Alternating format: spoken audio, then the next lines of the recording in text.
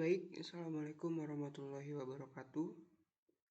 Perkenalkan, nama saya Sahal Abdallah Daniel, NIM 11970700069. Di sini saya akan melanjutkan video yang sebelumnya, yang dimana video sebelumnya saya sudah membuat video perbaikan untuk mata kuliah teknik tenagaan tinggi, yang dimana pada video tersebut isinya adalah perbaikan untuk nomor 1 sampai 5. Dan yang selanjutnya dilanjutkan untuk perbaikan yang kedua, di mana pada perbaikan yang kedua ini berisi soal nomor 6 sampai nomor 10. Soal nomor 6, rangkaian penyearah. Definisi penyearah gelombang. Rectifier atau penyearah gelombang adalah suatu bagian dari rangkaian satu daya atau power supply yang fungsinya sebagai pengubah sinyal AC menjadi sinyal DC atau direct current. Nah, rangkaian rectifier ini umumnya menggunakan dioda sebagai komponen utamanya. Hal ini dikarenakan dioda mempunyai karakteristik yang hanya melewatkan arus listrik ke satu arah dan menghambat arus listrik dari arah sebaliknya. Jika sebuah dioda dialiri arus bolak-balik atau arus AC, maka dioda tersebut hanya akan melewatkan setengah gelombang, sedangkan setengah gelombang lain bisa kita sebut diblokir gitu. Untuk lebih jelasnya bisa dilihat di gambar.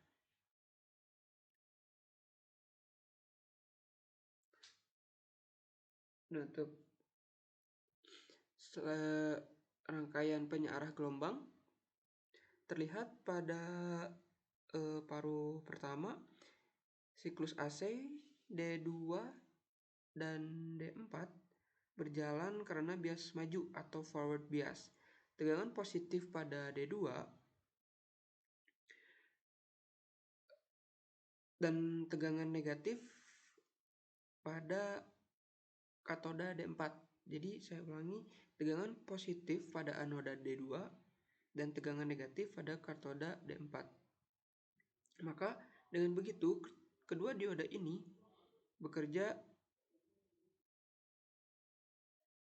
untuk melewatkan paruh pertama sinyal. Lalu pada paruh kedua, siklus AC D1 dan D3 berjalan karena bias maju, forward bias. Tegangan positif ada di anoda D1 dan tegangan negatif ada di katoda D3. Nah, pada beberapa arus listrik rumah tangga, pada umumnya tegangan berayun dari positif ke negatif dalam siklus yang berulang kisaran 60 kali per detik. Nah, jadi jika kita menempatkan dioda menggunakan rangkaian seri dengan tegangan arus bolak-balik, itu berarti menghilangkan sisi negatif dari siklus tegangan, sehingga bisa kita sebut hanya mendapatkan tegangan listrik positif. Bentuk sinyal dari arus output penyearah gelombang penuh jembatan akan sama dengan penyearah gelombang penuh dua dioda. Tapi perlu diketahui bahwa semua output masih terdapat banyak tegangan ripple akibat masih adanya gelombang AC yang masih berbentuk sinus atau bagian puncak positif. Sedangkan bentuk gelombang DC murni seperti baterai adalah gelombang DC murni seperti baterai yang berbentuk garis lurus. Untuk mengurangi ripple yang diakibatkan masih adanya arus AC, maka diperlukan sebuah filter kapasitor atau elko untuk menyaring dan menekan tegangan ripple supaya output DC yang dihasilkan semakin baik. Kemudian dari gambar di sini terlihat bahwa perbedaan bentuk gelombang sebelum menggunakan filter kapasitor dan sesudah menggunakan filter kapasitor.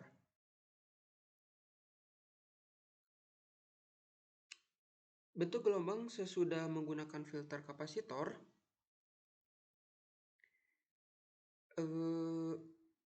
saya ulangi, bentuk gelombang sebuah sesudah menggunakan filter kapasitor semakin rata, tetapi masih ada tegangan ripple dan belum benar-benar lurus seperti tegangan DC murni pada baterai. Semakin besar nilai kapasitor, maka tegangan ripple akan semakin mengecil.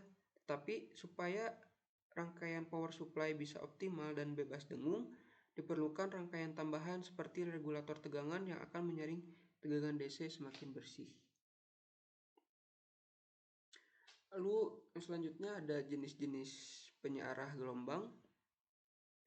Yang pertama adalah ada half wave rectifier, yang dimana ini adalah penyearah setengah gelombang, yaitu penyearah yang paling sederhana karena hanya menggunakan satu buah dioda untuk menghambat sisi sinyal negatif dari gelombang AC dari power supply serta melewatkan sisi sinyal positifnya. Prinsipnya, arus AC terdiri dari dua sisi gelombang, yaitu sisi positif dan sisi negatif yang bolak-balik. Sisi positif gelombang dari arus AC yang masuk ke dioda akan menyebabkan dioda menjadi bias maju atau forward bias sehingga melewatkannya. Sedangkan sisi negatif gelombang arus AC yang masuk akan menjadikan dioda menjadi bias terbalik atau reverse bias sehingga menghambat sinyal negatif tersebut. Terdapat dua cara untuk membentuk full wave rectifier atau penyearah gelombang penuh. Kedua cara tersebut tetap menggunakan dioda sebagai penyearahnya, tetapi dengan jumlah dioda yang berbeda, yakni menggunakan 2 dioda dan juga 4 dioda. Full wave rectifier atau penyearah gelombang penuh dengan dioda harus menggunakan transformator CT, sedangkan penyearah 4 dioda tidak perlu menggunakan transformer CT. Penyearah 4 dioda sering disebut dengan full wave bridge rectifier. Lalu selanjutnya, penyearah gelombang penuh 2 dioda memerlukan transformer khusus yang dinamakan dengan transformator CT atau center tapped. Transformator CT memberikan output atau keluaran tegangan yang berbeda fasa 180 derajat melalui kedua terminal output sekundernya. Perbedaan fase 180 derajat tersebut bisa dilihat pada gambar.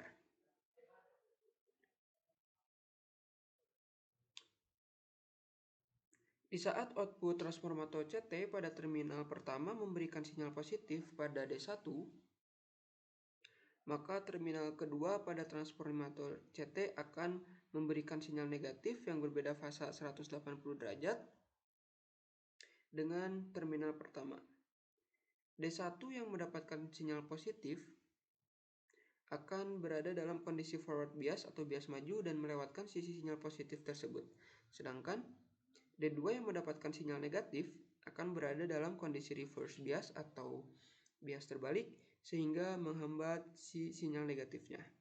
Sebaliknya, pada gelombang AC pada terminal pertama berubah menjadi sinyal negatif, maka D1 akan berada dalam kondisi reverse bias dan menghambatnya. Terminal kedua yang berbeda fasa 180 derajat akan berubah menjadi sinyal positif sehingga D2 berubah menjadi kondisi forward bias yang melewatkan sisi sinyal positif tersebut. Yang kedua, penyearah gelombang penuh dengan menggunakan 4 dioda merupakan rectifier yang paling sering digunakan dalam rangkaian power supply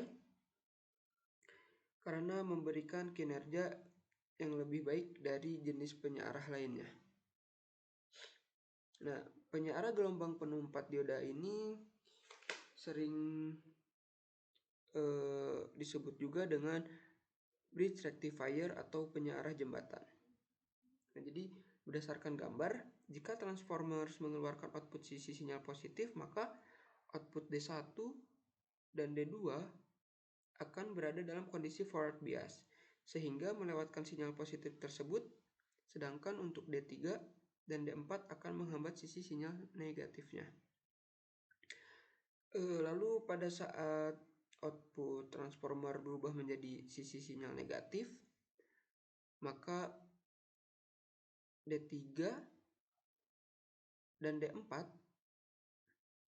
akan berada dalam kondisi forward bias sehingga melewatkan sinyal sisi positif tersebut, sedangkan D1 dan D2 akan menghambat sinyal negatifnya.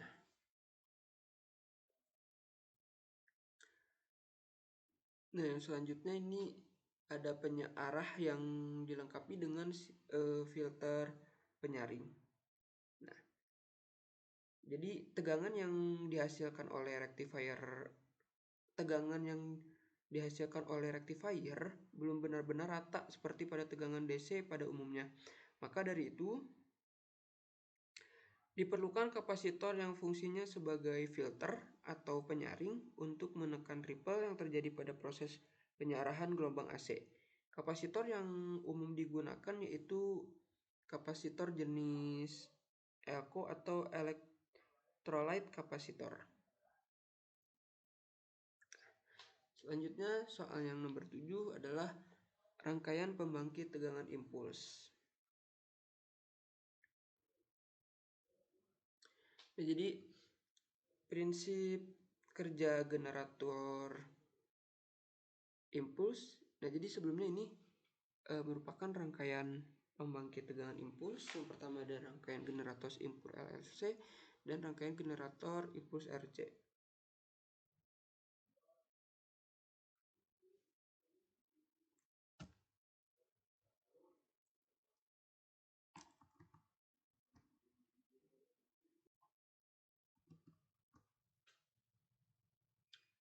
Untuk prinsip kerja generator impuls RLC ditunjukkan pada gambar yang di atas ini. Generator ini membutuhkan tegangan tinggi DC. Tegangan tinggi DC yang diperoleh dari penyearah tegangan tinggi DC yang tegangan keluarannya dapat diatur. Nah, generator dilengkapi juga dengan sela picu F. Sumber tegangan tinggi DC melalui resistor RP mengisi kapasitor pemuat C. Misalkan tegangan kapasitor pemuat dibuat sebesar V0. Nah, jika sela picu dioperasikan, maka sela elektroda F terhubung singkat dalam waktu singkat melalui sela picu ini. Muatan kapasitor C dilepaskan ke rangkaian RS, L, dan RO. Nilai resistor RP dibuat besar untuk menghambat muatan yang datang dari sumber tegangan tinggi DC selama proses pelepasan muatan dari kapasitor C berlangsung. Karena pelepasan muatan dari kapasitor C berlangsung dalam waktu yang sangat singkat dan nilai resistor RP dibuat besar, maka muatan yang datang dari sumber tegangan DC dapat dianggap tidak ada. Karena itu, selama proses pelepasan muatan, tidak ada muatan yang sempat mengisi kapasitor C. Artinya, hanya muatan pada kapasitor pemuat C yang dilepaskan ke rangkaian RS, L, dan RO. Lalu yang selanjutnya, rangkaian generator impuls RC. Rangkaian generator impuls RC diberikan pada gambar yang kedua. Seperti halnya generator impuls RLC, generator ini membutuhkan sumber tegangan tinggi DC yang tegangan keluarannya dapat diatur dan dilengkapi dengan sela picu F. Sumber tegangan DC melalui resistor RP ini mengisi kapasitor pemuat C1. Dengan pengaturan pada autotrafo, tegangan kapasitor pemuat C1 dapat dibuat sebesar yang dikehendaki, misalkan sebesar V0. Jika sela picu dioperasikan, sela elektroda F terhubung singkat dalam waktu yang sangat singkat. Kapasitor C1 akan mengosongkan muatannya dan mengisi si kapasitor C2 sehingga tegangan pada C2 naik atau tegangan V naik. Nah, untuk rangkaian yang ketiga adalah rangkaian generator impuls Marx 3 tingkat. Generator ini merupakan generator impuls RC yang disusun bertingkat untuk memperoleh tegangan keluaran yang lebih tinggi. Nah, jadi pada gambar yang ketiga ini, ditunjukkan rangkaian generator impuls Marx 3 bertingkat.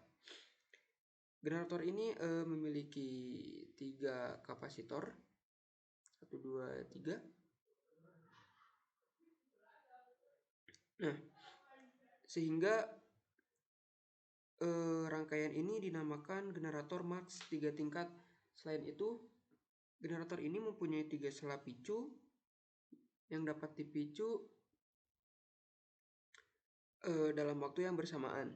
Mula-mula ketiga kapasitor pemuat C1 dimuati hingga tegangan tiap-tiap kapasitor sama dengan V. Jika sela F dipicu, ketiga kapasitor pemuat ini terhubung seri sehingga tegangan total kapasitor pemuat sama dengan 3 volt. Nah, keuntungan dari rangkaian pembangkit tegangan tinggi impuls RLC adalah dapat menghasilkan tegangan impuls maksimal yang lebih besar dari rangkaian pembangkit tegangan tinggi impuls RC dengan tegangan masukan yang sama. Rangkaian pembangkit tegangan tinggi impuls RC memiliki bentuk gelombang yang lebih baik dari rangkaian pembangkit tegangan tinggi impuls RLC. Untuk soal yang selanjutnya, faktor-faktor yang mempengaruhi breakdown pada gas. Nah, jadi faktor-faktor yang mempengaruhi breakdown pada gas, yang pertama itu ada distance between electrode. Nah, jadi jarak antar elektrodanya itu sangat berpengaruh ya untuk breakdown pada gas. Jadi apabila ada perbedaan jarak antara, semisal ada elektrod yang jaraknya kecil, tetapi apabila elektrod yang lain memiliki jarak jauh, berarti kan di situ ada perbedaan jarak antar elektrod. Nah, yang dimana si jarak itu dapat berpengaruh pada breakdown gas. Jadi yang mempengaruhi breakdown pada gas yang pertama adalah jarak antar elektrodnya. Lalu yang kedua ada shape of electrode atau bentuk dari elektrod. Nah, apabila bentuk si elektrodnya itu berbeda-beda, semisal ada yang besar atau yang kecil, maka jika ada perbedaan akan berpengaruh terhadap breakdown gas. Nah, lalu yang ketiga adalah besar atau ukuran si elektrodenya. Jadi apabila bentuknya berbeda, maka akan berpengaruh terhadap jarak gitu, antara elektrod yang dimana itu berpengaruh pada breakdown gas. Seperti pada poin pertama yang sudah dijelaskan, apabila ada jarak yang tidak sama, maka akan terjadi breakdown gas. Lalu si size ini juga dapat, apabila size-nya tidak sama, ukurannya berbeda, ada yang besar ada kecil, maka itu akan berpengaruh pada jarak juga, yang dimana itu berpengaruh terhadap breakdown gas. Lalu yang selanjutnya ada material of electrode, lalu ada material in the gap. Nah, maksudnya di sini adalah kesterilan. Jadi apabila tidak steril pun berpengaruh terhadap breakdown gas. Lalu yang selanjutnya ada temperatur. Nah, jadi jika si temperaturnya tinggi, maka kemungkinan breakdown gas pun akan semakin besar. Nah, selanjutnya ada tekanan. Nah, tekanan dari gas biasanya sudah di-set gitu. Contoh untuk SF6-nya di-set berapa, untuk gas yang lain berapa. Nah, apabila tekanannya itu lebih atau berbeda seperti yang udah di-set, ya maka itu akan berpengaruh terhadap breakdown gas. Nah, lalu selanjutnya ada applied voltage. Jadi untuk semisal gas yang tidak kuat untuk tegangan tinggi, tapi diberi tegangan tinggi, itu akan berpengaruh terhadap breakdown gas. Lalu yang selanjutnya ada polarity electrode, lalu ada kelembaban, lalu gas juga untuk sterilan, lalu irradiation. Nah, maksudnya di sini adalah apakah terpapar sinar matahari atau tidak. Lalu ada nearby earth objects. Nah, maksudnya di sini apakah ini dekat objek yang digroundkan atau ditanahkan dan lain-lain.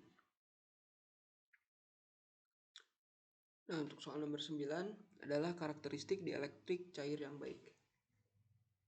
Nah, karakteristik dielektrik cair yang baik itu yang pertama yaitu high dielectric strength, jadi si isolasinya itu kuat atau tinggi. Lalu yang kedua, high thermal stability and inertness against the construction. Maksudnya the construction material used. Jadi si stabilitas terhadap panas dan kelembaban tinggi, nah itu terhadap konstruksi material yang digunakan. Lalu yang ketiga ada non flammability and low toxicity, atau jadi tidak akan terbakar dan juga tidak beracun. Lalu yang keempat adalah good heat transfer properties. Maksudnya adalah jadi si perpindahan panasnya itu bagus gitu. Itu bisa disebut dielectric cair yang baik. Lalu yang terakhir adalah murah. Untuk soalnya ke-10 atau soal yang terakhir ada thermal breakdown dalam isolasi padat. Nah, thermal breakdown dalam isolasi padat terjadi ketika si high voltage-nya tinggi gitu, yang dimana akan membuat si conduction-nya current-nya juga tinggi, lalu di electric loss-nya tinggi atau naik. Nah, jadi terakhir pun si temperaturnya juga akan ikut naik atau tinggi.